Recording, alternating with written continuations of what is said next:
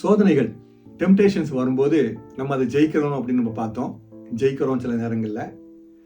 ஜெயிச்சிட்டேன் அப்படின்னு நம்ம சொல்ல முடியாது. ஏன்னா திரும்பவும் ஒரு சோதனை நமக்கு வர வாய்ப்பு இருக்கு.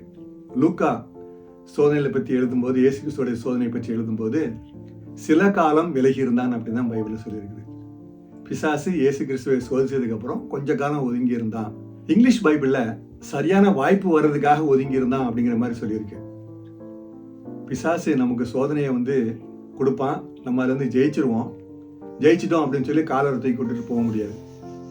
திரும்பவும் பிரச்சனை வரத்தான் செய்யும். சரியான காலத்துக்காக பிசாசு காத்துட்டு இருப்பான். ஒரு சோதனை முடிஞ்சதுக்கு அப்புறம் இன்னொரு சோதனை வரலாம்.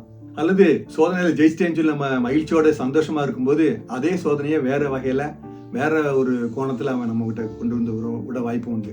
அதனால நம்ம மரணம் வரைக்கும் சோதனை உண்டுங்கிற ஒரு எச்சரிக்கை உணர்வோடு நம்ம இருப்போம். அதுக்காக எப்போ பார்த்தாலும் ஒவ்வொரு இடத்துலையும் பார்த்து பயந்து போகணும்னு அவசியம் இல்லை. அதே சமயம் மனசுக்குள்ள ஒரு சின்ன எச்சரிக்கை இருக்கணும். எனக்கு சோதனை நான் விழுந்துடக்கூடாது அப்படிங்கிற ஒரு எச்சரிக்கை உணர்வு நமக்கு இருக்கணும். இருக்கும்போது நம்ம சோதனைகளை ஈஸியாக ஜெயிக்க முடியும். வாழ்த்துக்கள்.